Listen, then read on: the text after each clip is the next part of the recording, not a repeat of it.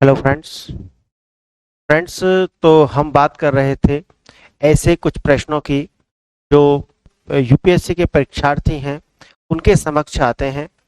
आप उन्हें डाउट्स कह सकते हैं क्योंकि कहीं ना कहीं वो यूपीएससी एस्पायर के मार्ग में बाधा उत्पन्न करते। तो इन्हें लेकर के हम एक सीरीज हमने प्रारंभ की थी जिसमें ये इसका अंतिम लेक्चर है। दो लेक्चर इसमें पहले आ चुके हैं। आपने वो लेक्चर नहीं देखे हैं तो आप उन लेक्चर्स को भी देख लें। तो आज इससे पहले हमने लगभग 20 प्रश्नों की बात कर चुके हैं। अब हम उससे आगे बात करना प्रारंभ करेंगे कि किस प्रकार के और डाउट्स होते हैं। अगर आपके भी कुछ डाउट्स हैं इनसे अलग, आपके जो भी मैंने अभी तक आपको इन प्रीवियस 2 वीडियोस में बताया है, अगर इनसे अलग भी आपके कुछ डाउट्स हैं तो आप कमेंट करें हमें। और जब 25-30 कमेंट्स हो जाएंगे जो डिफरेंट होंगे, अगर आपके कमेंट्स बिना वीडियो देखे हैं तो आप समझ सकते हैं कि आपने भी वीडियो देखा नहीं है जो मैंने वीडियो में डिस्कशन कर लिए हैं। और ये 30 प्रश्न के साथ ही मैंने बहुत सारे पेरिफेरल जो प्रश्न हैं वे भी डिस्कशन किए हैं। तो आप पूरी वीडियोस देखें। वीडियोस देखने के बाद अगर आपको लगता है कि नहीं आपका डाउट इनसे अलग है तो आप हमें अपना कमेंट करें। और जब 25-30 कमेंट्स हो जाएंगे जो कि डिफरेंट होंगे, इनसे सबसे डिफरेंट होंगे, तब मैं एक वीडियो आपको उन पर बना दूंगा ताकि सभी के ये जो कमेंट्स हैं, जो भी डाउट्स हैं, ये रिजॉल्व हो जाए। ठीक है, तो हमने यहाँ तक बात की थी। अब आगे हम चलते हैं और देखते हैं कि नेक्स्ट प्रश्न क्या है। नेक्स्ट प्रश्न है 20 प्रश्न हम देख चुके थे। तो 21 प्रश्न है कि मुख्य परीक्षा की रणनीति क्या हो। तो प्रश्न है कि मुख्य परीक्षा की रणनीति क्या हो। फ्रेंड्स, ये जो प्रश्न है इसका आंसर हम आने वाले समय में, जब आपका प्रीलिम्स हो जाएगा उसके बाद इस पर वीडियो आएंगी कि मुख्य परीक्षा की रणनीति क्या हो। क्योंकि प्रीलिम्स 28 मई का है, उससे पहले मुझे और भी काम है, तो इस वजह से मैं इस पर अभी वीडियो बना नहीं पाया हूँ कि मुख्य परीक्षा की रणनीति क्या हो। अगर आप यदि इस तरीका की वीडियो बनानी होती कि छोटी सी कोई वीडियो बना दूं सिर्फ फॉर्मेलिटीज़ के लिए, जहां आपका जो 30-40 मिनट भी जाए और आपको कुछ फ़ायदा होगा नहीं, वो मैं नहीं करने वाला। मुझे थोड़ा एलोब्रेशन में चाहिए सारा, कि मैं एक वीडियो इस तरीका से बनाऊं आपकी कि उसमें आपके सिलेबस और सिलेबस के पॉइंट टू पॉइंट आपके पीवाईक्यूज भी डिस्कशन हो जाएं। तो इसलिए मुझे चाहिए टाइम। तो देखते हैं कि प्रीलिम्स के बाद में हम इस पर एक वीडियो लेकर के आएंगे। तो जब तक के लिए यह जो प्रश्न है ये हमारा, अभी हम इसका आंसर नहीं कर रहे हैं। ठीक है, मुख्य परीक्षा की रणनीति क्या होनी चाहिए, क्योंकि ये बहुत बड़ा प्रश्न है। इस पर वीडियोस बनेंगे, हर प्रश्न पत्र पर एक वीडियो मुझे लेकर के आना है। जैसे कि GS first paper, GS second paper, GS third paper और जीएस फोर्थ पेपर। इस प्रकार से इस पर 4 वीडियो आ जाएंगी। और कंपलसरी पेपर पे आपकी 1 से 2 वीडियो आएगी कि जो कंपलसरी पेपर है वो किस प्रकार से आते हैं, उनका सिलेबस क्या है, और उस पर पेपर ओरिजिनल पेपर क्या आता है वो हम यहाँ पे दिखाएंगे। और पेपर में जो ट्रेंड एनालिसिस करेंगे कि प्रश्न जो है किस प्रकार से आते हैं। ठीक है, तो ये वाला अभी हम रखते हैं अपने पास और नेक्स्ट प्रश्न पर चलते हैं। तो ये प्रश्न है, निबंध की तैयारी कैसे करें। फ्रेंड्स, आपने देखा होगा कि कुछ लोग ऐसे हैं, कुछ यूट्यूब पर भी वीडियो आपने देखी होंगी और ऑफलाइन कोचिंग आप करते होंगे तो आप इसके भुक्तभोगी रहे हैं कि टीचर्स बोलते हैं कि अगर आप जीएस की तैयारी कर लेते हैं तो आपकी एससी की तैयारी हो जाएगी। इस तरीका की मनोवृत्ति से हम ग्रसित हैं। और आखिर ऐसा है क्यों, ऐसा लोग कर क्यों रहे हैं। तो आप समझे कि अगर आपको ये बताया जाए कि ये ऐसे जो है वो एक डिफरेंट माइंडसेट का पेपर है, इसके लिए हमें एक अलग तरीका की समझ और सोच की जरूरत होती है, तो फिर इसके लिए हमें अलग से टीचर्स की व्यवस्था करनी होगी, अलग से आपको आवर्स प्रोवाइड करने होंगे। अब व्यवस्था क्या है कि जो भी कोचिंग सेंटर्स हैं, ऑनलाइन वाले भी जो कोचिंग सेंटर्स हैं, वो भी टीचर्स रखते हैं घंटे के हिसाब से कि आपको, जैसे कि 200 घंटे की क्लास देनी है। अब कोई हिस्ट्री का है तो कह देगा कि आपको 70-80 क्लास में हिस्ट्री खत्म करना है। अब जो व्यक्ति इसी उस पर आया है 70-80 क्लास लेकर के, तो वो 200-100 क्लास तो प्रोवाइड करेगा नहीं। अगर आपको वो ज्यादा क्लास प्रोवाइड करेगा तो वो ज्यादा पैसे चार्ज करेगा आपसे।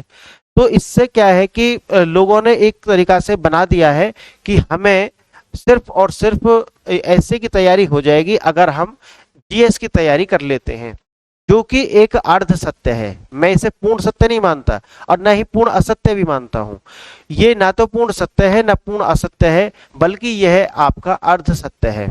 अर्ध सत्य इस मायने में है कि जीएस की तैयारी करते हुए आपके एसए की तैयारी इस मायने में हो जाती है कि आपके पास में तथ्य एकत्रित हो जाते हैं और कुछ आपके पास में विश्लेषणात्मक क्षमता भी आ जाती है। तो हम देखते हैं कि जो एसए है वो एक अलग माइंडसेट का पेपर है। इसके लिए हमें जो बातें ध्यान रखनी है मैं आपको बता देता हूं। पहला, इसके कितने सारे अंग हैं वो आप देखना। पहला आपको क्या है कि आपकी लेखन शैली क्या है, लेखन शैली क्या है, एक तो ये हो जाएगा। तो लेखन शैली पे बहुत जोर देना है। तो ऐसे की जो सबसे पहली जो क्वालिटी है उसमें आपके आती है लेखन शैली।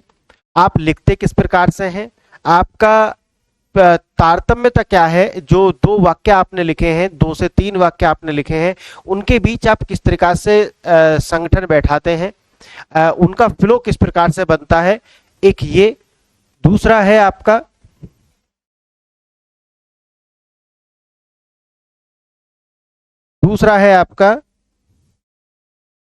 लेखन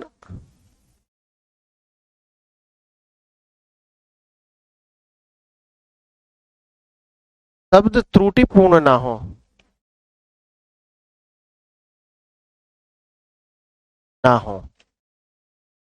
तो आपकी भाषा पर पकड़ की आवश्यकता है। आप लिखते हैं और आप शब्द को अशुद्ध लिखते हैं तो आप ऐसे में पिछड़ जाएंगे, आप ये ध्यान रखें। और क्या रखना है ऐसे का, एक आपका लेखन प्रवाह,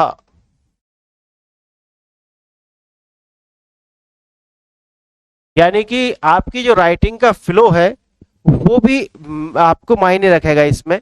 आप जब ऐसे लिख रहे हैं तो आपका लेखन का प्रवाह किस प्रकार से है वो भी यहां पर मायने रखेगा। फोर्थ पॉइंट क्या है, पैराग्राफ किस प्रकार से आप चेंज करते हैं। ठीक है, यानी कि पैराग्राफ चेंज कैसे करते हैं आप,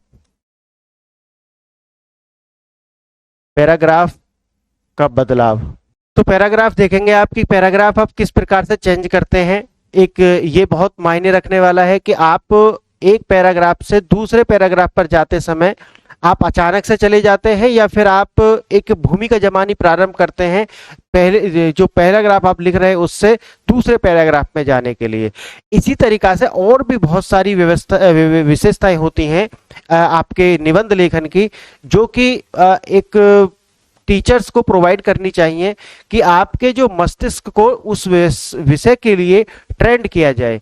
क्योंकि जो आप जीएस में देखते हैं जिस प्रकार से आपका लेखन जीएस के अंदर होता है उससे एकदम भिन्न तरीका से आपका लेखन होता है एस्से का, यानी कि आपके निबंध का, जो कि जैसा कि मैंने आपको बताया कि इस बार व्यवस्था से बचने के लिए उन्होंने रास्ता निकाला है कि ये जीएस कर लीजिए। और ये सिर्फ उन्होंने नहीं, आप बच्चों के भी अंदर आप देखेंगे तो इस तरीका का एक स्टेटस को बन गया है कि नहीं, आप अगर जीएस कर लेंगे तो ऐसे आपका स्वयं ही तैयार हो जाएगा। तो आप देखें कि जैसे मैंने आपको बताया ये सारी बातें, और मेरा मानना है कि हमारे जो मस्तिष्क की जो ट्रेनिंग है, मस्तिष्क का जो एक अभ्यास है वो इस प्रकार से होना चाहिए कि जो एक निबंध लेखन के लिए तैयार हो।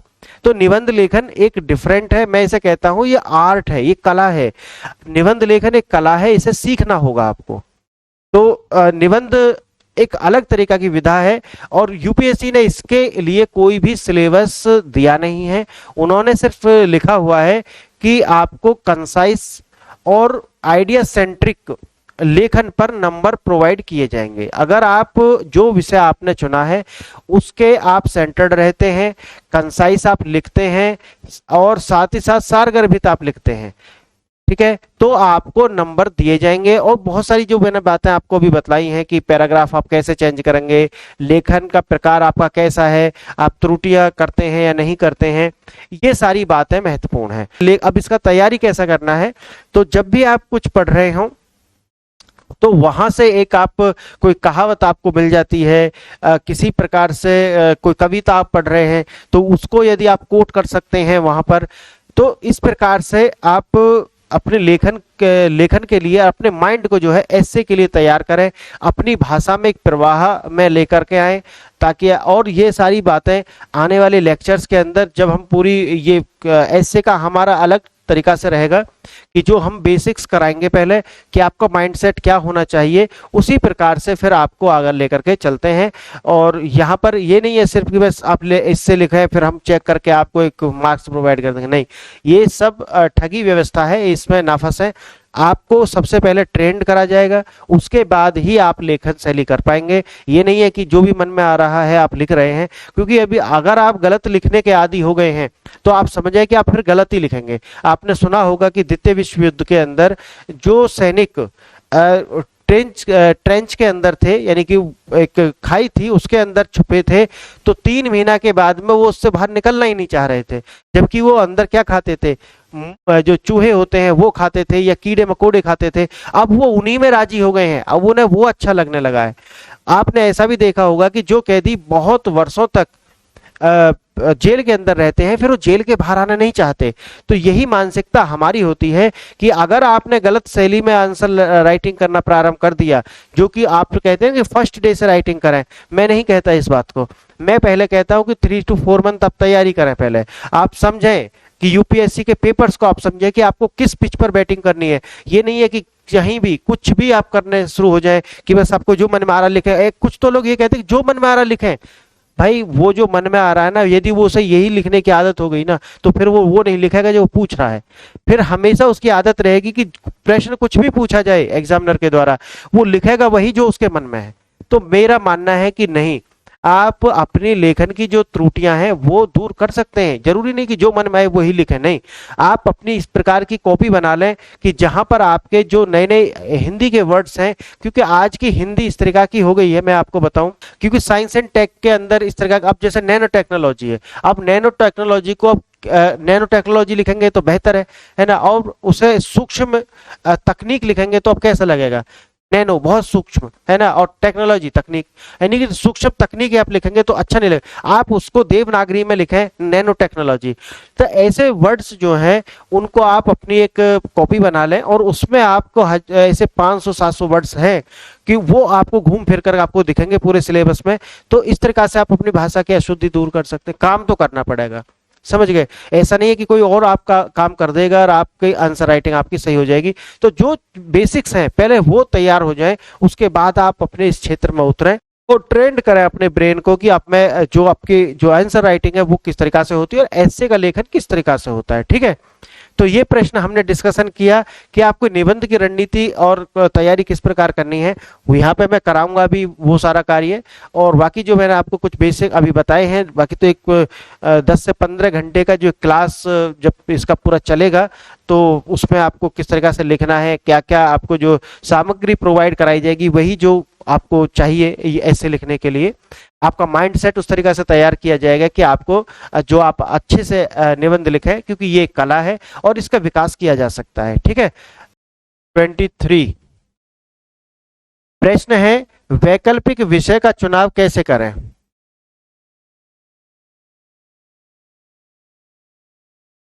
वैकल्पिक विषय का चुनाव कैसे करें। तो फ्रेंड्स ये एक बड़ा दुविधा है स्टूडेंट्स के अंदर, जो यूपीएससी के परीक्षार्थी हैं उनके अंदर एक दुविधा है कि जीएस चलो आपको कंपलसरी है, सभी को लेना है, प्रीलिम्स में 2 पेपर हैं वो सभी के लिए हैं, और कंपलसरी पेपर में इंग्लिश सभी के लिए है, बाकी आप अपनी भाषा हिंदी या जो भी कॉन्स्टिट्यूशन के अंदर भाषा दी गई हैं वो उनमें से आप कोई भी एक भाषा रीजनल से चुन सकते हैं। लेकिन सबसे महत्वपूर्ण बात जो आती है वो वैकल्पिक विषय का। कारण यह है कि इसमें है 500 मार्क्स, यानी कि 500 मार्क्स का ये पेपर है। अब इस पेपर में आपको, जैसा कि मैंने आपको बताया, 60-65% मार्क्स भी यहाँ पे ला सकते हैं आप। इसका मतलब ये हुआ कि आपकी सफलता की नींव है ये वैकल्पिक विषय का जो चुनाव है, वो आपकी सफलता की नींव है। अब आप देखेंगे कि जो YouTube के ऊपर कोई ऐसा टीचर है जो पढ़ाता है हिंदी साहित्य, तो वो क्या करेगा, वो कहेगा कि आपको इस तरीका से बताएगा कि जैसे हिंदी साहित्य ही सबसे बेहतरीन विषय है, इसी में आप लेकर के टॉप कर सकते हैं, बिना इसके आपकी जिंदगी बेकार है। इस तरीका से आपको जो डेटा यूपीएससी प्रोवाइड करती है उसको तोड़ मरोड़ कर इस तरीका से पेश करेगा कि जैसे कि इससे बेहतर विषय कोई नहीं है। समझ गए आप? तो ये देखें। लेकिन अगर आप वही दूसरे किसी टीचर्स को देखेंगे जो कि पब्लिक एड पढ़ाते हो, शासन विषय पढ़ाते हो, अगर आप उन्हें देखेंगे तो वो आपको इस तरीका से बताएंगे कि जैसे कि लोक प्रशासन से अच्छा विषय नहीं है। उदाहरण के लिए वो आपसे बताएंगे कि देखो, आपको जब लवसना आप जाएंगे तो वहां पर भी जाकर के जो आपकी क्लासेस होती हैं वो वहां पे क्या पढ़ाया जाएगा, आपको पब्लिक एड ही तो पढ़ाया जाएगा। आप सर्विस में चले जाएंगे तो जो आप यहाँ पर पढ़ रहे हैं अभी पब्लिक एड में, वही तो आपको अप्लाई करना है वहां पे। और वो आपसे बताएंगे कि देखो, यदि आप पब्लिक एड पढ़ते हैं तो आपका जो सेकंड पेपर है जीएस का, और जो आपका फोर्थ पेपर है, और साथ ही साथ आपका एसए में भी, समझे आप कि आप सिर्फ आप 500 नंबर नहीं पढ़ रहे हैं, आप पढ़ रहे हैं 1000 मार्क्स, यानी कि 1000 नंबर आप पढ़ रहे हैं। इसी प्रकार से अगर आप दर्शन शास्त्र के किसी टीचर के पास जाते हैं तो आपको वो भी इसी तरीका से बताएंगे, देखो आप सिर्फ 500 नंबर नहीं पढ़ रहे हैं, आप 1000 नंबर पढ़ रहे हैं। उदाहरण के लिए आपको फर्स्ट पेपर में भी काम आने वाला है, सेकंड पेपर में भी काम आने वाला है, फोर्थ पेपर में भी काम आने वाला है, और ये तो 1250 नंबर हो गए। आप ऐसे समझ रहे मेरी बात? तो फ्रेंड्स, यहाँ पर बच्चा जो है आप एक दुविधा में भी है, लेकिन आपकी एक दुविधा और भी है। वो जब ये बताते हैं तो साथ ही साथ ये भी बोलते हैं कि देखो, प्रीलिम्स में भी इसमें से प्रश्न आएंगे, प्रीलिम्स के अंदर भी आपको यहां से प्रश्न मिलने वाले हैं। और यही वो पॉइंट है जहां पर बच्चा फंस जाता है। अब बच्चा ये सोचता है कि क्यों ना मैं एक ऐसा वैकल्पिक विषय ले लूं कि जो प्रीलिम्स में भी मुझे सहयोग करे और मेंस में तो करेगा ही करेगा।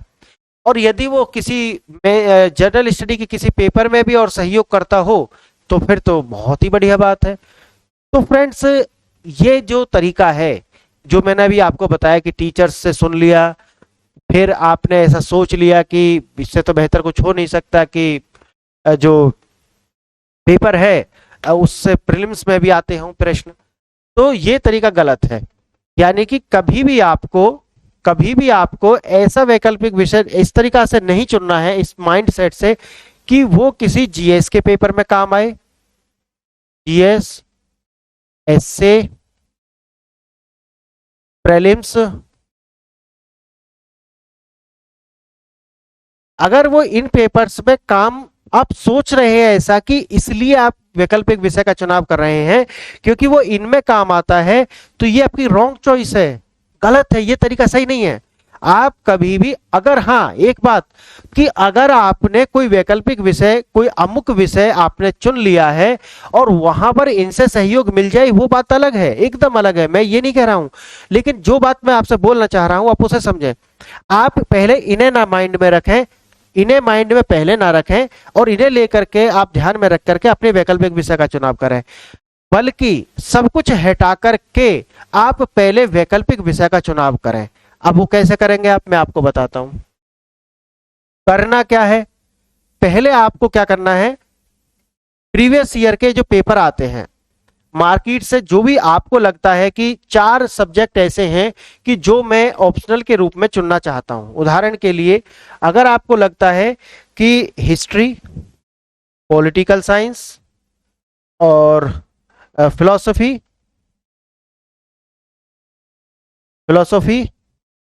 और ज्योग्राफी, या इसी प्रकार के और कोई भी विषय आप चाहते हैं कि मुझे इनमें 4-5 विषय ऐसे हैं जहां मैं कंफ्यूजन में हूं कि मुझे लेना कौन सा विषय चाहिए, तब आप ये कर सकते हैं कि सबसे पहले डाउनलोड कर लें इनके पेपर्स, प्रीवियस ईयर के आपको 4-5 साल के पेपर आप डाउनलोड कर लें। क्योंकि आप एक ग्रेजुएट हैं, ये तो मैं मान के चलता हूं कि आपकी 21 एज है, तो आप एक ग्रेजुएट हैं। तो आपको क्या करना है, 4-5 साल का पहले पेपर डाउनलोड कर लेना है। इन पेपर को अच्छे से आपको 2 से 3 बार हर पेपर को पढ़ना है, 2 से 3 बार पेपर पढ़ना है वो, ठीक है। फिर इसके बाद में क्या कर लेना है, पहले तो कर लेना है पीवाईक्यू डाउनलोड, पीवाईक्यू डाउनलोड कर लेना है। फिर क्या करना है, फिर आपको करना है सिलेबस डाउनलोड, सिलेबस डाउनलोड ये वेबसाइट से आपको मिल जाएगा, जो जो नोटिफिकेशन यूपीएससी जारी करती है वहां पर वो पूरा सिलेबस आपको देती है हर वर्ष, ठीक है। तो आपको क्या कर लेना है, सिलेबस डाउनलोड कर लेना है। पहली बार में पेपर डाउनलोड करके पढ़ने हैं, पढ़ने के बाद में फिर सिलेबस डाउनलोड कर लेना है।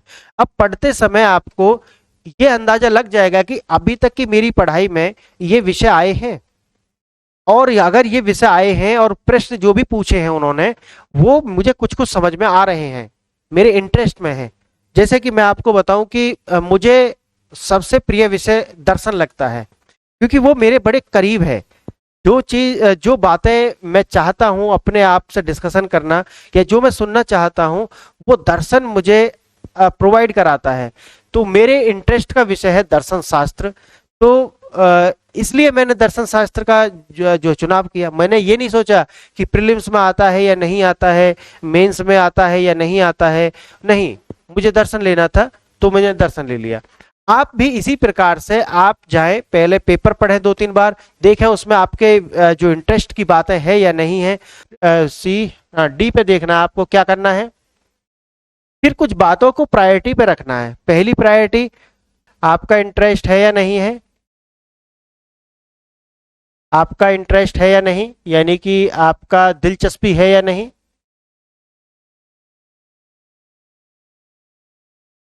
आपकी दिलचस्पी इस विषय को पढ़ने में लगती है, यानी कि विषय आपको अच्छा लगता है। आप 1 से 2 घंटे 3 घंटे कब निकल जाते हैं आपको, जब इसे आप लेकर के बैठते हैं पता नहीं चलता। पहली तो ये प्रायोरिटी आपकी होनी चाहिए। फिर आपको क्या होना चाहिए, फिर आपको यूपीएससी का जो गजट होता है हर साल जो निकालती है यूपीएससी, तो उसमें देखना है कि विषय जो है, ये जो सब्जेक्ट मैंने लिया है इसके जो प्रीवियस ईयर में, प्रीवियस 2 से 3 ईयर्स के अंदर मार्क्स किस प्रकार से यूपीएससी इसमें प्रोवाइड कर रही है। जैसे कि उदाहरण के लिए मैं आपको बताता हूं कि पब्लिक एडमिनिस्ट्रेशन एक विषय है, लोक प्रशासन, उसे लेकर के लोगों के बीच में एक अलग तरीका का एक भय है कि अगर आप वह विषय लेते हैं तो आपके मार्क्स बहुत ही कम आते हैं। यानी कि ऐसा नहीं है कि 300 प्लस मार्क्स बहुत ज्यादा स्टूडेंट को दिए जाते हैं। इस प्रकार की जो बातें हैं इस विषय को लेकर के है मार्केट में। अब कुछ विषय ऐसे हैं कि जो ऐसा मानते हैं विशेषज्ञ कि जो इंग्लिश मीडियम के लिए अच्छे हैं लेकिन हिंदी मीडियम के लिए वो अच्छे नहीं है। तो आप कहेंगे कि ये क्या चमत्कार है, कोई नहीं, चमत्कार नहीं है, इसके पीछे लॉजिक है। कुछ विषय ऐसे हैं जैसे कि आप देखेंगे पब्लिक एडमिनिस्ट्रेशन और पॉलिटी, यानी कि आप राजनीति विज्ञान, ये 2 विषय आप, मैं उदाहरण के लिए आपको बताता हूँ, और भी सोशोलॉजी भी इन्हीं में से एक विषय है। तो उनमें क्या होता है कि बहुत सारे आपको केस स्टडीज आती हैं, बहुत सारी केस स्टडीज आती हैं, बहुत सारी रिपोर्ट्स आती हैं, ऐसे आपको बहुत सारे आपको आर्टिकल्स मिलते हैं जो विदेशों से छपते हैं, विदेश की मैगजीन्स में छपते हैं, न्यूज़पेपर में छपते हैं।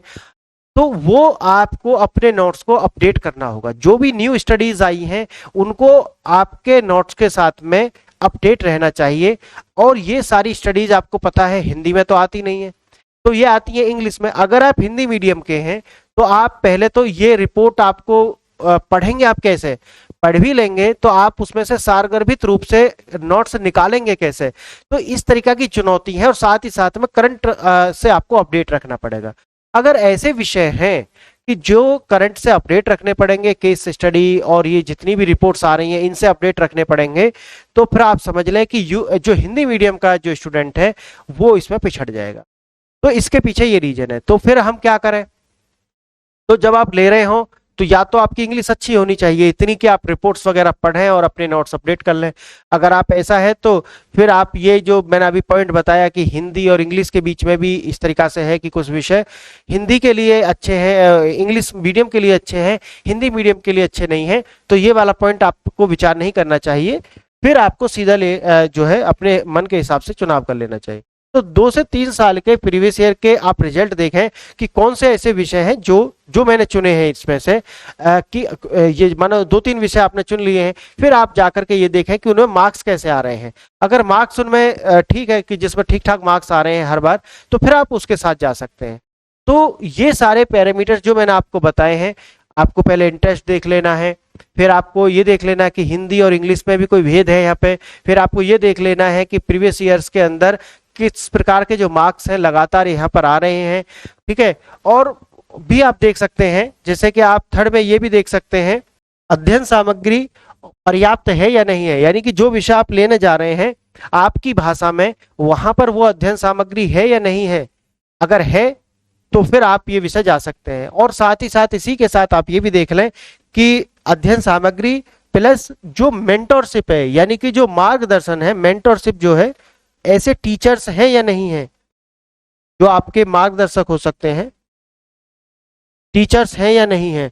अगर आपने मानो कोई भी लिटरेचर का विषय आपने इस प्रकार से ले लिया है, जैसे आपने उड़िया ले लिया या फिर कोई भी जैसे आपने उर्दू साहित्य ले लिया, अगर आपने ऐसा विषय लिया है तो फिर टीचर मिल तो जाएंगे लेकिन बहुत ही मुश्किल है।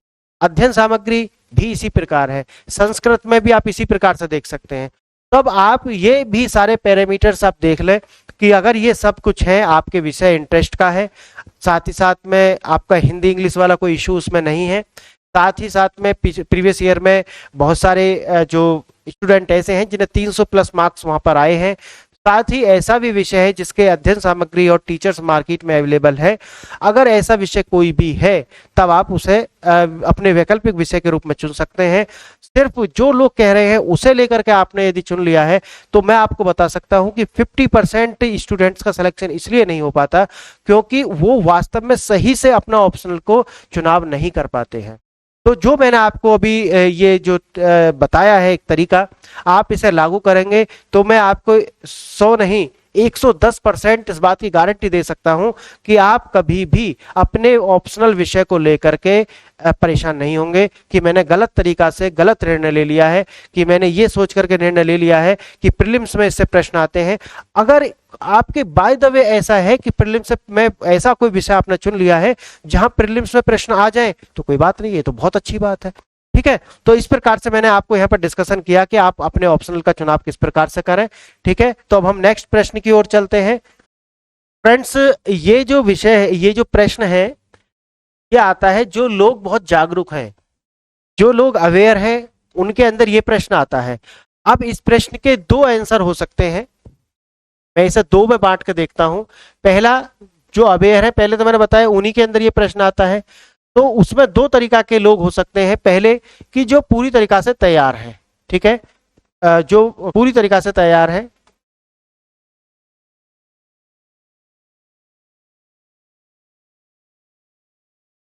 फर्स्ट टाइप के जो भी परीक्षार्थी हैं वो इसमें आ जाएंगे, और जो सेकंड टाइप के जो परीक्षार्थी हैं वो इसमें आ जाएंगे। लेकिन दोनों हैं अवेयर, ये ध्यान रखना, इनकी तैयारी कंप्लीट हो गई है किसी तरीका से। जैसे मैंने आपको बताया कि ये फर्स्ट टाइप से आते हैं, ये सेकंड टाइप से आते हैं, लेकिन जागरूक हैं, ये भी कर लेंगे।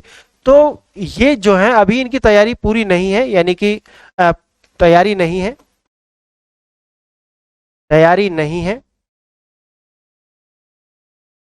लेकिन जागरूक हैं।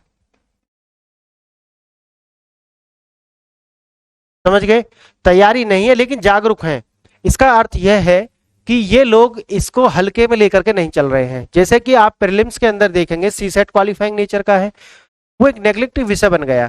जब से वो नेग्लेक्टेड विषय बना है तब से उसमें ऐसे लोगों की संख्या काफी है कि जो जीएस का जो फर्स्ट पेपर है यानी कि जनरल स्टडी, उसको तो वो पास कर जाएंगे, यानी कि 50 मार्क्स 50 प्रश्न उसमें सही होने चाहिए, तो मे भी उनके 60 प्लस प्रश्न सही होते हैं, लेकिन जो जीएस का सेकंड पेपर है जिसे हम सी सेट बोलते हैं, वहां पर वो क्वालिफाई नहीं कर पाते। समझिए क्यों नहीं कर पाते? क्या उनके अंदर योग्यता नहीं है? नहीं, ऐसा नहीं है। वो इसलिए नहीं कर पाते कि वो पूरा का पूरा समय आपने फर्स्ट पेपर पे, जर्नल स्टडी वाले पेपर पे ही वो दे देते हैं, जिससे वो नेगलेक्टिव विषय कि हम तो कर लेंगे, हमें कोई दिक्कत नहीं है। तो वो वाली जो मानसिकता है उन्हें फेल करा देती है। तो ये लोग हैं जिनका तैयार नहीं है, लेकिन उनके मन में जरूर है कि यार कंपलसरी भी कोई पेपर होते हैं। मैं आपको सही बताऊं कि 80% लोग जानते ही नहीं है। 80% लोगों को वर्षों वर्ष तैयारी करते हो जाते हैं और उन्हें पता नहीं कि कंपलसरी पेपर होते हैं, कितने मार्क्स के होते हैं, किस तरीका के जो प्रश्न है वहां पर आते हैं, नहीं पता। 20% लोग हैं जिन्हें पता है, और उनमें से 10% लोग भी होंगे जो उन्होंने कभी पेपर खोल के देखे होंगे कि पेपर आते कैसे हैं। और फिर बहुत ही कम उनमें से भी 5% 7% होंगे जिन्होंने कभी इस पेपर को लगा करके देखा हो कि ये आता कैसा, एक भी पेपर लगा करके देखा। तो आप इससे समझ सकते हैं। तो मैं आपको बता दूं, ये 300 मार्क्स के दो पेपर होते हैं, यानी कि यहां पर आपको 300 मार्क्स के 300 मार्क्स का ईच होता है। 300 मार्क्स के दो पेपर होते हैं, ठीक है। एक पेपर जो होता है वो अंग्रेजी भाषा में होता है, अंग्रेजी में होता है, जो कि कंपलसरी है, मैंने आपको बता दिया। एक जो होता है वो भी 300 मार्क्स का होता है, वो आप अपने जो रीजनल लैंग्वेज है, जैसे हिंदी हो गया, उड़िया हो गया, ठीक है, कोंकणी हो गया, इस तरीके से कोई भी जो भाषा है वो आप, यानी कि जो एक क्षेत्रीय भाषा है। और ये भी प्रश्न पत्र जो होगा वो 300 मार्क्स का ही होगा, ध्यान रख लेना।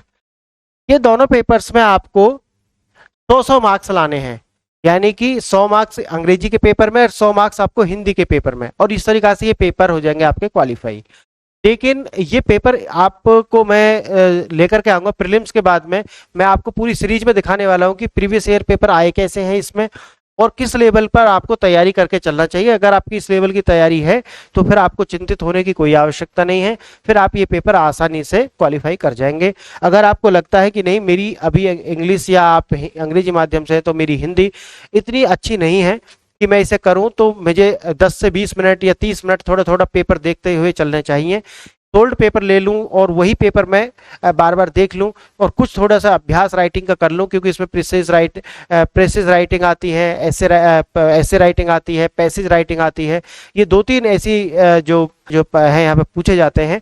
तो ये आप प्रैक्टिस कर लेंगे तो आप ये पेपर जो है आसानी से पास कर जाएंगे, लेकिन पेपर आसान नहीं है, आप ये ध्यान रखें। अगर आप यूं ही आते हैं, सेकंड टाइप से आप आते हैं, जो कि मैंने आपको बताया, सेकंड टाइप के जो विद्यार्थी हैं उनका बाइफरकेशन प्रीवियस लेक्चर में ही मैंने किया है, तो फिर आपको मेहनत की आवश्यकता है और आप इससे मुंह ना मोड़ें। आप इसमें मेहनत करें, चाहे आप 1 घंटा, आधे घंटा, 30 मिनट, 20 मिनट कुछ भी करें, लेकिन आपको इसको टाइम देना चाहिए। चाहे सप्ताह में 30 मिनट का टाइम आप इसे दे दें, ठीक है। तो इस प्रकार से मैंने आपको बताया कि ये पेपर है कैसा। ये प्रीलिम्स के बाद में मैं पूरी एक इसके लिए एक लेक्चर लेकर के आऊंगा, वहां पर मैं आपको पेपर दिखा दूंगा, और ये मैंने यहाँ पे बता ही दिया है आपको, और मैं वहां पे भी और इस पर करूंगा, ठीक है। तो ये सारी बातें आपने देखी। ये जो प्रश्न है हमारा 24 था। अब हम आगे चलते हैं 25th प्रश्न पर। 25th प्रश्न है, उत्तर लेखन का अभ्यास कैसे किया जाए। उत्तर लेखन का अभ्यास, ठीक है, देखना उत्तर लेखन का अभ्यास हमें करना किस प्रकार से चाहिए। तो फ्रेंड्स, ये भी एक विषय है जो आपने देखा होगा, और एक यूट्यूब पर तो अलग ही तरीका का धमाल है, मैं उस पर भी चर्चा करूंगा। कि आपको लोग कहते हैं कि फर्स्ट डे से आप आंसर राइटिंग करें। कुछ लोग आपने देखे होंगे जो सफल हो गए हैं अभ्यर्थी, वो भी आकर के आपको अपने इंटरव्यू में बोल देते हैं कि हमने भी पहले दिन से ही अभ्यास प्रारंभ कर दिया। तो मैंने जैसा कि आपको बताया कि यूपीएससी के जो भी यूपीएससी में ही नहीं, मैं टोटल समाज के अंदर इससे बांट करके देखता हूँ, ना कि मैं सिर्फ यूपीएससी की बात करता हूँ, कि दो तरीका के जो परीक्षार्थी हैं, दो तरीका के लोग समाज में एग्जिस्ट हैं। पहले वे हैं जो टाइप 1 से आते हैं, यदि टाइप 1 नहीं जानते अब तो प्रीवियस लेक्चर को फॉलो करें। और दूसरे ऐसे हैं जो टाइप 2 से आते हैं। तो अगर टाइप 1 से आते हैं तो मुझे नहीं लगता कि वो ज़्यादा उन्हें टाइम लगने वाला है उत्तर अभ्यास में। तो जैसे ही वो अपनी सेल्फ स्टडी करें या फिर कहीं से भी कोचिंग वगैरह वो लें, तो उसके वो तुरंत बाद ही आंसर राइटिंग वो कर सकते हैं, क्योंकि उन्हें अभ्यास है, उनकी तैयारी पूर्ण है, और उन्हें बस थोड़ा थोड़ा सा रिकॉल करना है। उन्हें तैयारी कुछ नहीं, रिकॉल करना है, सिर्फ याद करना है, ठीक है, जो उन्होंने पढ़ा है। लेकिन जो सेकेंड टाइप के जो अभ्यर्थी हैं उनके लिए बात महत्वपूर्ण हो जाती है फ्रेंड। तो मैं यहाँ पे दो बांट करके देखता हूँ इसे मैं दो में बांट करके देखता हूँ। Type first student, type first और टाइप सेकंड। Type second. तो अगर आप इस वाली कैटेगरी से आते हैं तो आप उत्तर लेखन कभी से भी प्रारंभ कर सकते हैं। तो उत्तर लेखन, ठीक है। अगर आप इधर से आते हैं तो उत्तर लेखन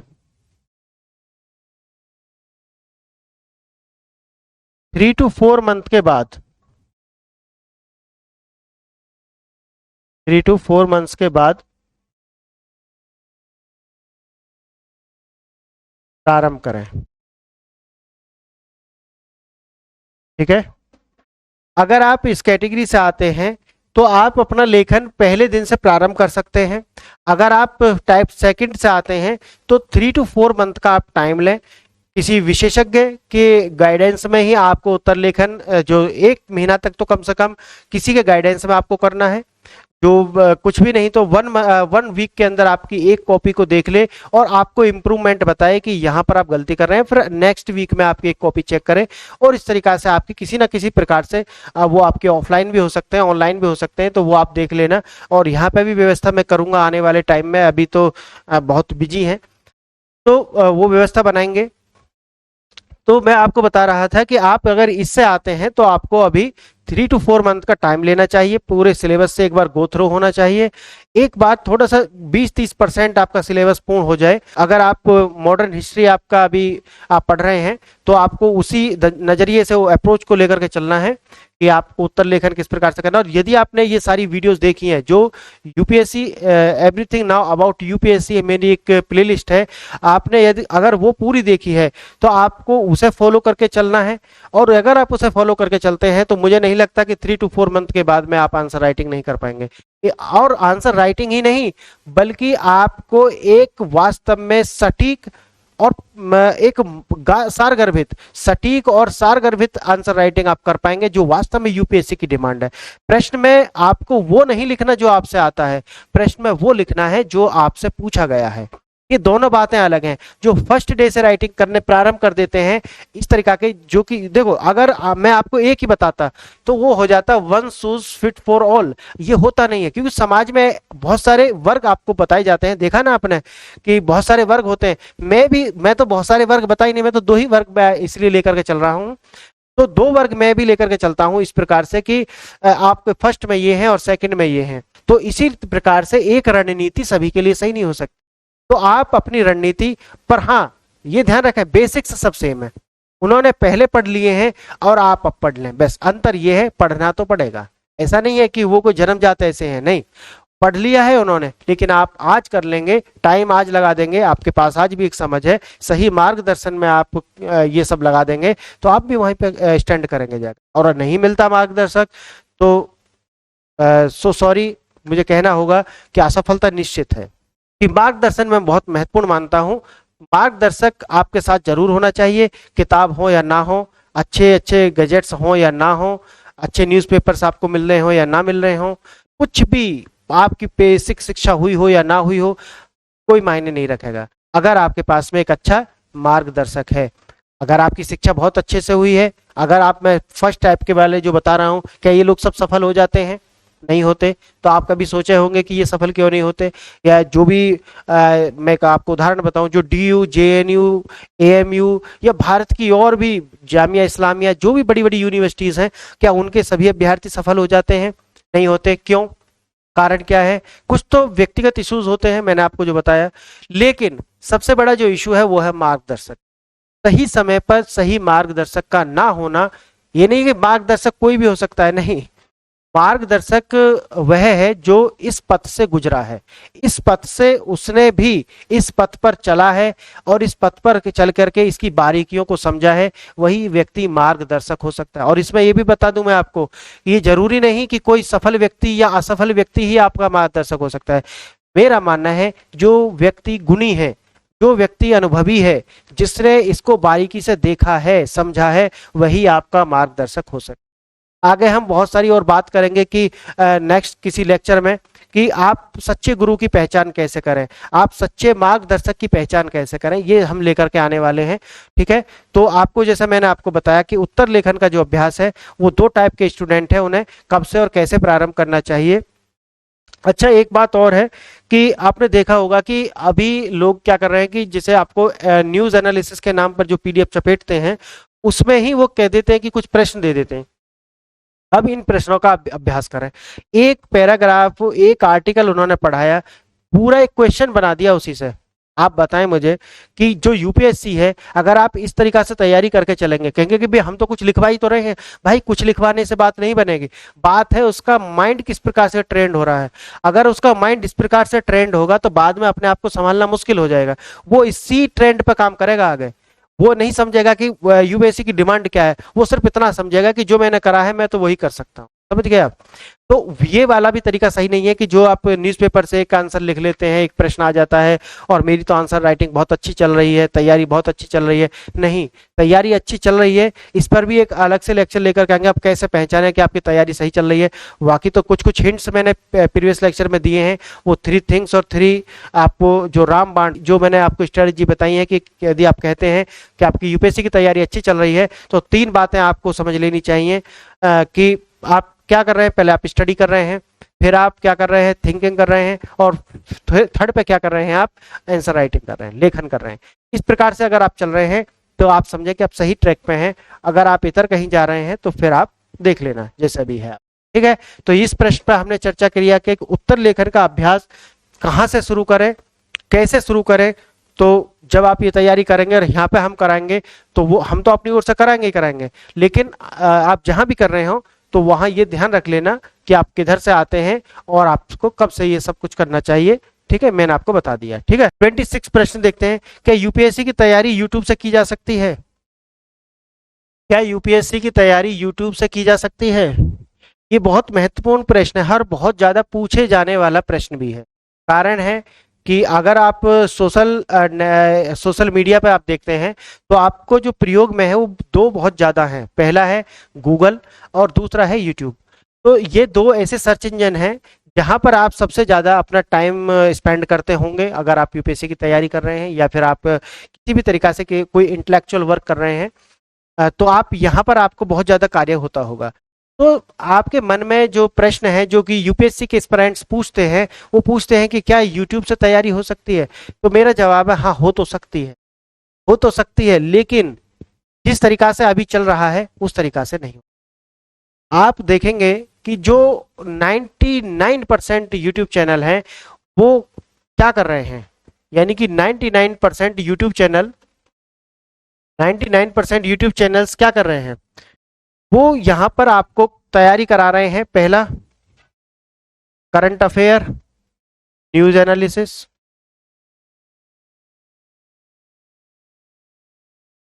दूसरा, पॉलिटी, एम लक्ष्मीकांत।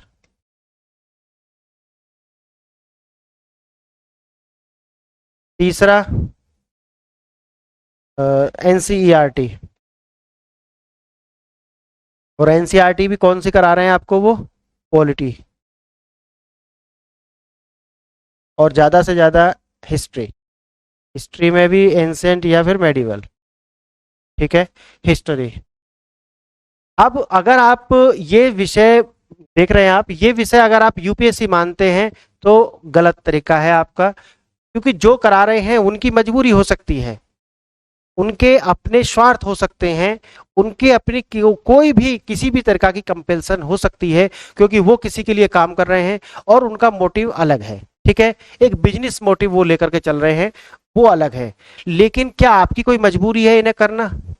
नहीं, क्योंकि हाँ, मैं मान सकता हूं कि ये मजबूरी आपकी हो सकती है कि कोई अच्छे चैनल यूट्यूब पर नहीं है कि जो आपको इस तरीका से तैयारी कराते हो, एक व्यवस्थित तैयारी का आपको कराते हो, जहां आपको सिलेबस के अकॉर्डिंग पूरी प्लेलिस्ट हो, आपको पूरा एक वादा करते हो कि इतने डेज के अंदर आपका 100% सिलेबस हम कवर करा देंगे और उसके बाद में आपको सिर्फ अपडेट रह जाएंगी।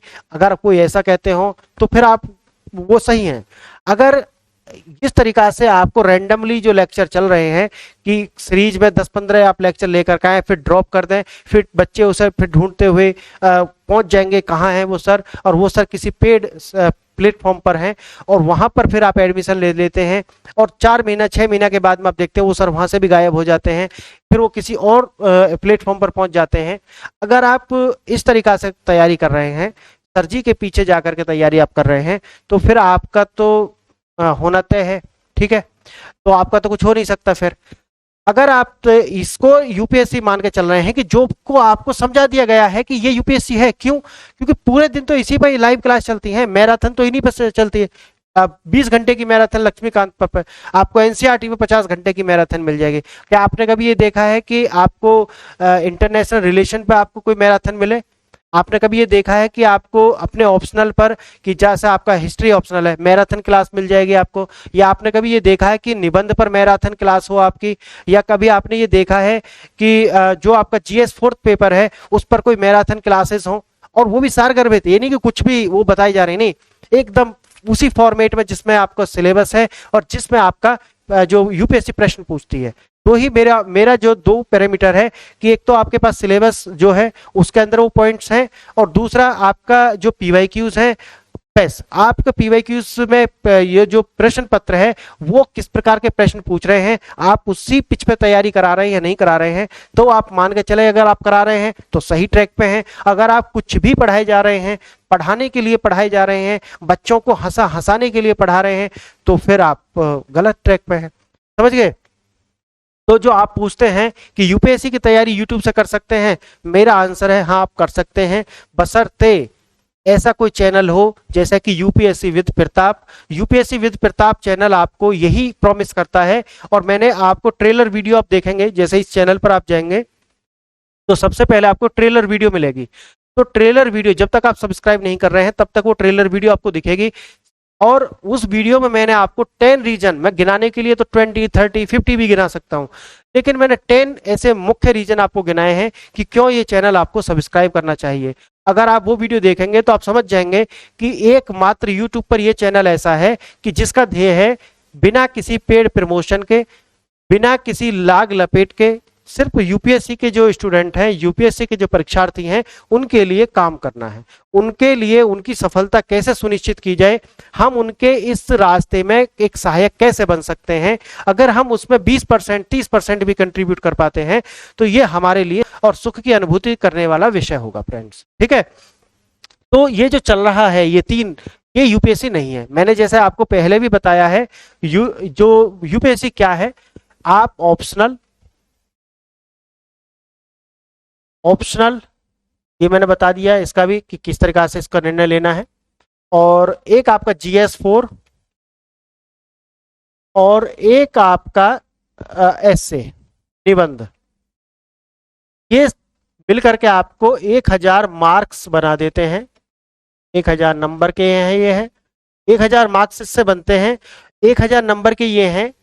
और इनकी जो तैयारी है आप YouTube पर देखेंगे कितनी मैराथन्स इनके ऊपर हैं, आप YouTube पर देख रहे हैं कितनी मैराथन्स इनके ऊपर है, और ये वो है, इनके पढ़े बिना आप आईएएस नहीं बन सकते। आप लिख लेना, कहीं भी कॉपी पर लिख लेना कि ये सब मैं छोड़ करके और आईएएस बन जाऊंगा। जबकि आपकी सच्चाई क्या है? सच्चाई ये है कि आपकी तैयारी का 90% टाइम जो है वो इनसे अलग है। आप देख लेना, जितने भी लोग इस वीडियो को देख रहे हैं, और शेयर कर देना उन लोगों के साथ, बार पूछना कि ये जो डेटा मैं दे रहा हूं कि 90% लोगों की तैयारी सिर्फ उन पर नहीं चल रही जो मैंने पीछे आपको बताए हैं, पॉलिटी, हिस्ट्री, ज्योग्राफी, इन पर, ये सब करंट अफेयर एनालिसिस, इस पर चल रही है, नहीं चल रही। आपकी तैयारी वहां सेंट्रिक है, यानी कि उन तीनों पे सेंट्रिक है। जबकि यूपीएससी का जो सिलेक्शन है वो इन 3 पे सेंट्रिक है, जबकि आप कहां सेंट्रिक है? वहां पर। अगर कोई भी व्यक्ति इस इंटेंशन से YouTube पर पढ़ा रहा है, ये सारे विषय वो महत्वपूर्ण मानता है और इन विषयों को उस तरीका से पढ़ाता है जैसे कि पीवाईक्यूज आते हैं। मैं आपको सच्चाई बताना चाहता हूं कि जो लोग पेड प्रमोशन भी करते हैं, जो उनके पेड कोर्सेज भी हैं, वो उनसे ज्यादा बेहतर नहीं है जो YouTube पे पढ़ा रहे हैं। यानी कि जो वो YouTube पे पढ़ा रहे हैं बस इतना ही माना है, आप अंदर जाकर के उससे बेकार ही फील करेंगे, अच्छा फील नहीं कर सकते, ठीक है। तो आप ये देख रहे हैं कि जो वो पढ़ा रहा है ना, बस वही उसकी क्षमता है, यही है, इससे ज्यादा आप अंदर नहीं है कुछ भी, ठीक है। हाँ, ये आप कह सकते हैं कि व्यवस्थित, तो वहां व्यवस्था के नाम पे कुछ भी नहीं। आप किसी का भी आप चले जाएं, मैं किसी का यहाँ आलोचना नहीं कर रहा हूं, मैं आपको सत्यता बता रहा हूं, और सत्यता आप स्वीकार करें या ना करें वो आपकी इच्छा है, ठीक है। लेकिन सिलेक्शन आपका जो होगा वो इन तीनों से होगा। अगर आप इन तीनों को सही से लेकर के चलते हैं, इनको मैनेज करते हैं, मेरे सारे प्रीवियस जो लेक्चर है स्ट्रेटजी पर, क्योंकि मैं एकदम सीधा पढ़ाई वाली बातें लेकर के नहीं आया यहाँ पे कि कोई हिस्ट्री से मैं भी एक न्यूज एनालिसिस शुरू कर देता है या पॉलिटी की मैराथन, या नहीं, ये आप सबसे पहले जो बातें शुरू से शुरू करनी चाहिए। अब देखना, तो जो आप बोल रहे थे कि YouTube से तैयारी हो सकती है, तो YouTube से तैयारी हो सकती है, बस आपको ऐसा कोई मिल जाए जैसा कि यूपीएससी विद प्रताप, कि जिसका इंटेंशन ही सिर्फ आपके लिए है, जिसका इंटेंशन सिर्फ यह है कि आपके जो मार्ग है, ये जो कठिन मार्ग है, मैं इसे कहता हूं कि ये इश्क नहीं आसान, यूपीएससी के लिए मैं इश्क बोलता हूं, ये इश्क नहीं आसान, इतना समझ लेना, एक आग का दरिया है और डूब के जाना है। यानी कि इस आग के दरिया में जब आप निकल रहे हो इस आग के दरिया से, तो क्या मैं वहां पर आपके लिए कुछ अच्छा कर सकता हूं, आपके मार्ग को मैं सुगम बना सकने में यदि 20% 30% भी हेल्प कर पाता हूं, तो ये मेरे लिए बड़ी सुखद की अनुभूति होगी, जैसा कि मैंने आपको पहले भी बताया है, ठीक है। तो ये प्रश्न आपको मैंने कर दिया है, लेकिन हाँ, जिस तरीका से अभी तैयारी यूट्यूब पे हो रही है वो यूट्यूब पे यूपीएससी की तैयारी नहीं है, समझ गए फ्रेंड्स। और ऐसा मत बोलना कि वो प्रीलिम्स की तैयारी कर रही है, नहीं, आपको यूपीएससी से बाहर करने की तैयारी जरूर हो सकती है, लेकिन ना तो वो यूपीएससी की तैयारी है ना और किसी एग्जाम की वो तैयारी, ठीक है। तो मैराथन से बाहर निकलें, नहीं तो यूपीएससी भी मैराथन हो जाने वाली है। जो मैंने आपको पीछे लेक्चर्स में बताए सारे लेक्चर्स आप देखना, एक एक लेक्चर्स, और या तो स्क्रीनशॉट ले लेना या फिर कॉपी पेंसिल लेकर के बैठना, जो बताया है वो नोट कर लेना, और उसको आपको क्या करना है, लागू करना है। जैसे कि आपको पता है भारत में कानून बहुत है, भारत के अंदर लोग कहते हैं कि कानून चाहिए, अरे भाई कानून है ऑलरेडी, बस जरूरत है उनको इम्प्लीमेंट करने की। तो आपको सिर्फ देखना ही नहीं है, इम्प्लीमेंट करना है, और जो इम्प्लीमेंट करने के लिए चाहिए ज्यादा से ज्यादा आपका 1000-1500 रुपए का खर्चा आने वाला है, जो भी मैंने स्ट्रेटजी बताई है उससे ज्यादा नहीं आने वाला। बस 1000-1500 रुपए आप इन्वेस्ट करके अपनी तैयारी को एक संगठित और व्यवस्थित रूप दे सकते हैं, जो आपको पता होगा कि यहां से स्टार्ट करना है और यहां तक जाना है, यानी कि ये स्टार्ट करना है और यहां तक डेस्टिनेशन तक आपको जाना है, ठीक है। तो जिस तरीका से ये नहीं होनी चाहिए तैयारी, ये सर्कल, जो कि 90% स्टूडेंट की तैयारी यही वाली चल रही है, आप समझे, प्रीलिम्स से फिर प्रीलिम्स, प्रीलिम्स से फिर प्रीलिम्स, प्रीलिम्स से फिर प्रीलिम्स, इस तरीका की जो तैयारी है ये आपका भला करने वाली नहीं है। तो आपका आंसर मैंने कर दिया है। आगे हम देखेंगे, एक प्रश्न और देख लेते हैं, 27वां प्रश्न है, सी सेट की तैयारी। देखना, ये भी प्रश्न है, जैसा कि मैंने आपको बताया कि फर्स्ट जीएस के पेपर में बच्चे पास हो जाते हैं, लेकिन जो सेकंड पेपर है सी सेट का, जनरल स्टडी सेकंड बोलते हैं इसे, इस पेपर में लोग फेल हो जाते हैं। और कुछ लोग तो गलती से फेल हो जाते हैं, गलती से मिस्टेक कर देते हैं कि वो अच्छे हैं, जो पैसेज कर सकते हैं, मैथ्स भी कर सकते हैं, रीजनिंग भी कर सकते हैं, लेकिन वो गलती से मिस्टेक कर देते हैं और गलती से मिस्टेक के चक्कर में वो फेल हो जाते हैं। यानी कि ज़्यादा हवाबाजी के चक्कर में कि हम तो कर लेंगे, हम तो बीटेक करके आए हैं, हम तो बीएससी करके आए हैं, और हम तो बचपन से ही जो है मैथ हमारी जो है डीएनए में है, कुछ लोगों की मानसिकता ऐसी होती है, तो वो गलती से फेल हो जाते हैं।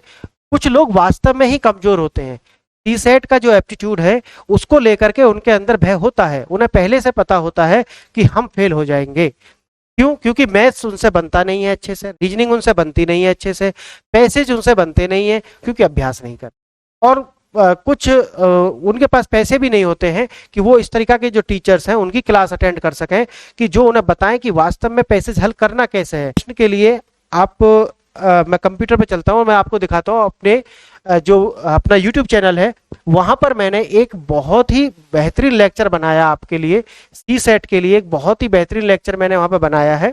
आप मेरे YouTube चैनल पर जाएंगे, YouTube चैनल पर जाने के बाद में प्ले लिस्ट में जाना, प्ले लिस्ट में जब जाएंगे तो देखना आपको पहली ही प्ले लिस्ट बनी हुई है यूपीएससी सी सेट पेपर, ये वाला यूपीएससी का सी सेट पेपर प्ले लिस्ट का पहला ही वाला आप देखना, यूपीएससी सी सेट पेपर के नाम से है। आप इस पे एक ही लेक्चर अभी आया है, एक लेक्चर मैंने आपको इसमें बनाया है जिसमें मैंने आपको इसकी स्ट्रेटजी बताई है, सी सेट को लेकर के क्या स्ट्रेटजी आपको रखनी चाहिए, यानी कि पहले कौन सा सेक्शन आपको सॉल्व करना चाहिए, और सॉल्व करने का जो आपको जो अपना तरीका बनाना है उससे पहले क्या प्रैक्टिस आपको कर लेना है, वो मैंने इसमें बताया है। साथ ही मैंने यहाँ पर कॉम्प्रीहेंशन को बिना पढ़े भी आप अपने उत्तर तक, वो भी सही उत्तर तक ही नहीं, सही उत्तर तक आप कैसे पहुंचे वो मैंने यहाँ पर आपको बताया है। और कुछ 4 से 5 पैसेज ही मैंने यहाँ पे शायद किए हैं, तो 5 या 6 होंगे, तो वो मैंने किए हैं। और मैंने ये बोला था कि अगर आप इसके अंदर, इसके कमेंट बॉक्स में 100 मैसेज करते हैं कि सर ठीक है हमें और बहुत सारे आप पैसेज करा दीजिए इसी प्रकार से, तो मैं इस पर आपके लिए सारे जितने भी पैसेज हो सकते हैं 2 3 4 वीडियो में वो सारे लेकर के आपको अपने से सारे पैसेज हल करा दूंगा। जितने भी 2011 से अभी तक आए हुए हैं वो सारे पैसेज मैं हल करा दूंगा। बस आपको 100 कमेंट्स करना है और उसके बाद में मैं सारे पैसेज यहाँ पे कराने वाला हूँ। तो आपको मैंने एक ट्रिक यहाँ पे आपको बताई है, एक तरीका आपको बताया है कि ऐसा होता क्यों है, वो आप ये वाला लेक्चर फॉलो कर लेना। तो जो आपका 27वां प्रश्न है कि सीसेट की तैयारी करें कैसे, प्रश्न कैसे आते हैं, पीवाईक्यूज हम लेकर के चले हैं यहाँ पर, वो भी सी सेट में सिर्फ पैसेज के, ठीक है, अनुच्छेद जो आता है, परिच्छेद जिसे बोलते हैं, उसके प्रश्न यहाँ पर लेकर के चले हैं। आने वाले लेक्चर्स में आप रीजनिंग और मैथ्स के भी लेक्चर यहाँ पर देखेंगे कि जो आए हुए प्रश्न हैं, मैं मैथ के कुछ प्रश्न उसी स्टैंडर्ड के आपको करा दूं ताकि आपको एक अभ्यास हो जाए रीजनिंग और मैथ्स के, तो ताकि आप पेपर में जाकर के असहज महसूस ना करें। हमारे जो यूट्यूब चैनल है, ठीक है, यूट्यूब यूपीएससी विद प्रताप,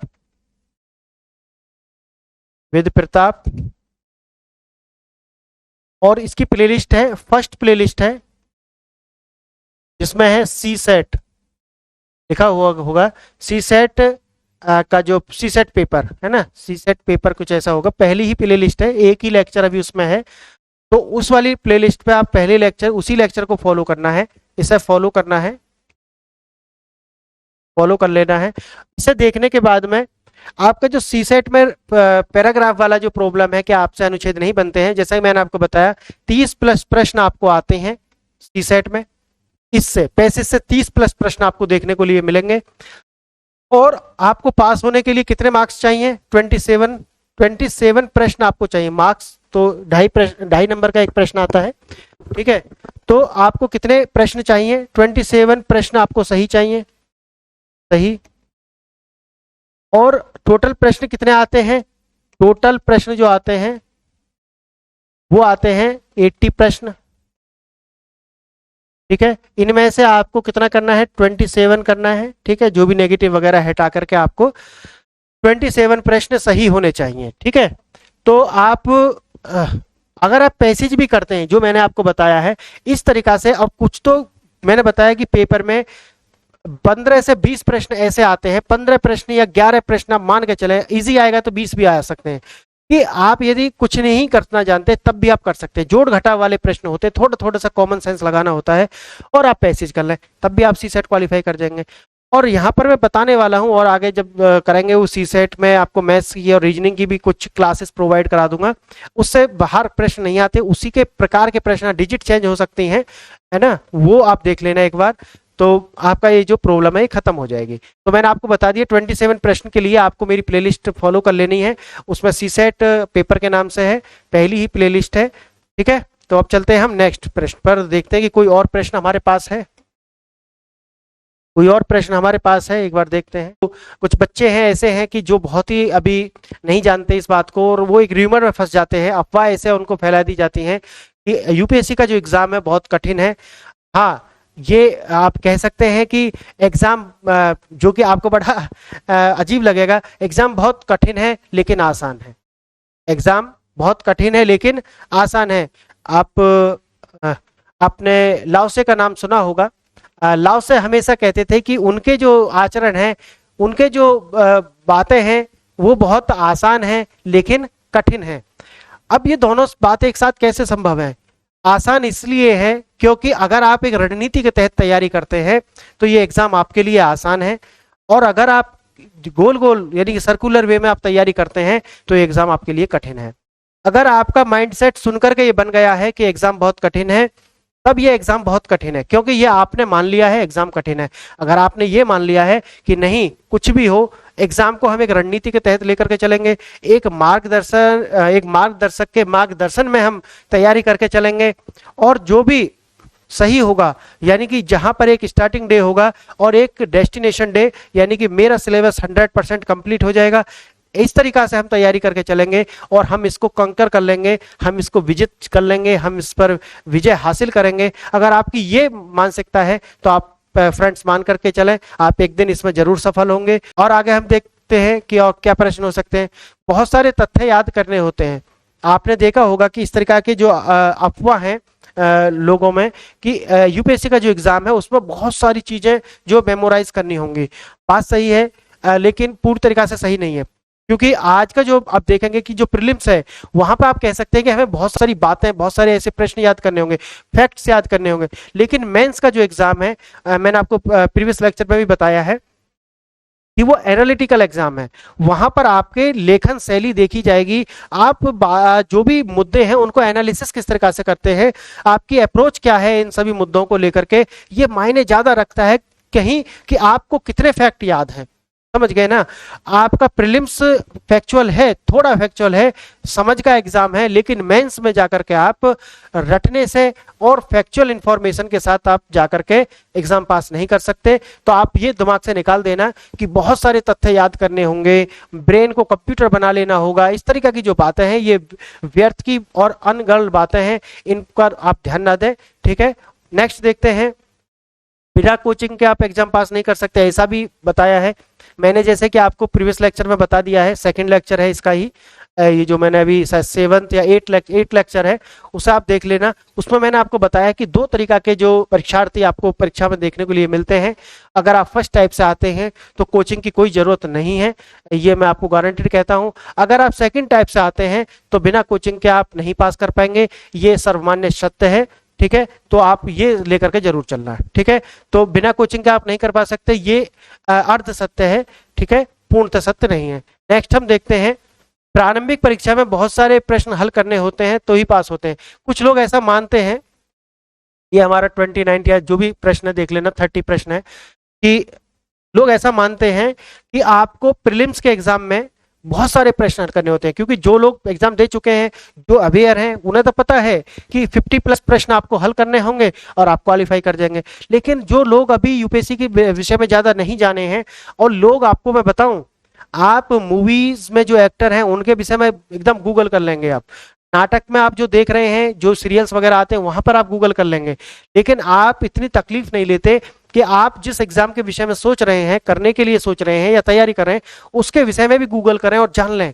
ये हम कष्ट नहीं उठाना चाहते, क्योंकि ये जो हर्डल्स है ना, ये हमारे माइंड के अंदर ब्लॉक्स हैं, वो हमें प्रोग्रेसिव वर्क करने के लिए रोकते हैं। वो हमारे अंदर एक बनाकर रखते हैं कि नहीं, कल कर लेंगे, है ना। प्रोकास्टिनेशन ऐसे लोग बोलते हैं। तो प्रोकास्टिनेशन जो है, टालने की जो आदत है, ये कठिन वर्क को लेकर के, जहां पर मन का आपके दिमाग का यूज होने वाला है ना, वहां दिमाग आपको टाल देगा, कल कर लेंगे। और जहां आपको आनंद आने वाला है, टाइम की बर्बादी, मूवी, हाँ मूवी का आप जरूर एक्टर देखेंगे, उस मूवी में कौन एक्टर है, उसका नाम क्या है, वो क्या पहनता है, पहनती है, क्या खाता है, खाती है, ये सारी चीजें आप जरूर, और ये सारी बातें आप जानने का प्रयास करते हैं। ठीक है, तो जो लोग ये मानते हैं कि बहुत सारे प्रश्न हल करने होते हैं, तो फ्रेंड्स आप ये ना समझें, सिर्फ आप ये ध्यान रखें कि 50+ प्रश्न आपको सही करने होते हैं आउट ऑफ 100। यानी कि 100 प्रश्न होते हैं, जिनमें से आपको 50+ प्रश्न सही करने होते हैं, और आपका प्रीलिम्स हो जाता है। तो जो बच्चे ऐसा समझ रहे थे वो ऐसा ना समझे। ठीक है, आगे हम चलते हैं और देखते हैं, स्नातक में रहे विषयों में से ही किसी, ऐसा भी लोगों में एक अफवाह है कि जो आप पर स्नातक में विषय रहे हैं, आप सिर्फ ऑप्शनल में उसी का चुनाव कर सकते।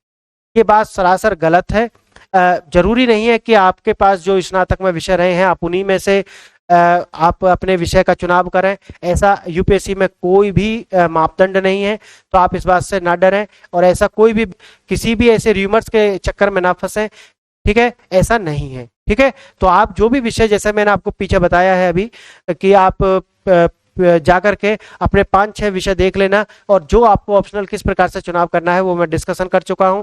फ्रेंड्स, अगर मेरा यहाँ पे ये लेक्चर समाप्त होता है, अगर आपके पास इन सारे लेक्चर्स, यानी कि 3 लेक्चर्स आए हैं, ये 7, 8 और 9, ये सारे किस लेक्चर किस सीरीज में है?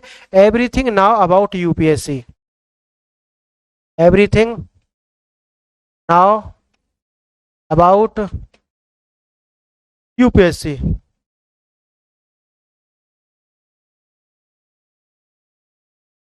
Everything now about UPSC playlist के अंदर ये 7, 8 और 9 लेक्चर हैं। इनको यदि आपको देखने के बाद, मैं कहूंगा कि आपको 1 से प्रारंभ करना है और 9 तक देखना है। फिर सारा कुछ देखने के बाद, सारा देखना है, मैं आपको बोल रहा हूँ, सारा देखने के बाद में अगर आपके पास फिर भी कोई ऐसा डाउट है, अपना कोई डाउट है जो अपनी तैयारी से लेकर के, तब आप मुझे कमेंट बॉक्स में करें। जितने भी कमेंट्स आएंगे 50, 40, 100 जो भी प्रश्न आएंगे उनको एक लेक्चर में ला करके मैं और कंबाइंड कर दूंगा। सारे को पहले आपको एक साथ ले आऊंगा, सारे प्रश्न आपके, और ला करके उनको डिस्कशन कर लेंगे। इस प्रकार से ये जो डाउट्स हैं ये नहीं रहने चाहिए, क्योंकि मैं हमेशा एक एग्जांपल देता हूं। आप रास्ते में देखते होंगे कि आपको कुत्ते, बिल्ली और बहुत सारे और पशु पड़े रोड पर मरे हुए मिलते होंगे, लेकिन कभी आपने ऐसा देखा है कि कोई शेर, चीता या फिर वाइल्ड डॉग कोई आपको रोड पर मरा हुआ दिखा है? नहीं दिखते फ्रेंड। क्यों नहीं दिखते? क्योंकि वो अपने निर्णय में सीधे हैं, उन्हें जो करना है वो करना है। डाउट उनके मन में नहीं है कि पीछे जाऊं या आगे जाऊं। वो रोड पर जो दूसरे जो पशु हैं वो क्यों मर जाते हैं? क्योंकि वो डाउट में रहते हैं कि जैसे वो रोड पार कर रहे हैं, सामने से कोई गाड़ी आई, वो सोचते हैं कि पीछे ही लौट जाए, और सोचते कभी आगे लौट जाए। आप भी देखे होंगे कभी कि जैसे आप रोड पार कर रहे हैं कहीं पे और आगे से कोई बाइसिकल आ रही है, और कभी कभी क्या होता है कि आप सोचते हैं कि मैं पीछे हटूं या आगे हटूं, उस आगे पीछे के चक्कर में आपको टक्कर लग जाती है। अगर आपके मन में यह है कि सीधा जाना है, तो आपके टकराने के चांस मात्र 0.1% है। समझ गए ना आप? तो यूपीएससी का भी रेट क्या है सिलेक्शन का? 0.1% है। अगर आपके मन में सीधा है कि मुझे यूपीएससी ही करना है, यूपीएससी नहीं तो फिर कुछ नहीं। समझ गए ना? ये नहीं कि मुझे स्टेट पीसीएस भी चाहिए, एसएससी सीजीएल भी चाहिए, ग्राम में कोई वो ग्राम विकास अधिकारी बन जाऊं, फलाना बन जाऊं, ये बन जाऊं। अगर आप इस मानसिकता से आ रहे हैं तो आपको मैं हमेशा बोलता हूं ना कि आप किधर के नहीं रहने वाले, ना ही तो इधर के ना ही उधर के। तो आप सिर्फ एक एग्जाम पर आप फोकस करें, यूपीएससी तो सिर्फ यूपीएससी। अगर मजबूरी है कि आप यूपीएससी के अलग, आपको नौकरी चाहिए, तो फिर आप नीचे से शुरू करना, कहीं से आप कांस्टेबल से शुरू करें, पीसीएस से शुरू करें, ग्राम विकास अधिकारी से शुरू करें, जहां से भी आप शुरू करें, अब वहां से शुरू करना है। अगर आप सरकारी नौकरी आपकी मजबूरी है, आपका इज्जत का विषय है, तो आप वहां से शुरू करें। आपको सिर्फ यूपीएससी की तैयारी करनी है, क्योंकि यूपीएससी एक अलग टाइप का एग्जाम है, और यहाँ पर हम सिर्फ नौकरी के लिए नहीं आते। ये एग्जाम है हमें सर्विस प्रोवाइड करने का। ये एग्जाम है कि प्रेशर हैंडल कैसे कर सकते हैं। ये एग्जाम है कि लालच में ना फंसे। अगर आपके पास धन की कमी है, आप लालची हैं और आप इस एग्जाम में आते हैं, तो फंस जाएंगे फिर। तो इस तरीका से आपको अपने आप से देखना है। और इनके बाद भी आपके पास कोई प्रश्न है, सारे लेक्चर देख लेना। आपके पास प्रश्न है तो उसमें आप नीचे कमेंट करना। मेरी ओर से आपके जो डाउट सेशन है, जो भी डाउट्स एक स्टूडेंट को होते हैं, यूपीएससी एस्पायरेंट को होते हैं, वो मैंने यहाँ डिस्कशन किए। आपने मेरी बातों को इतने ध्यान से सुना, उसके लिए बहुत बहुत धन्यवाद। नमस्कार दोस्तों।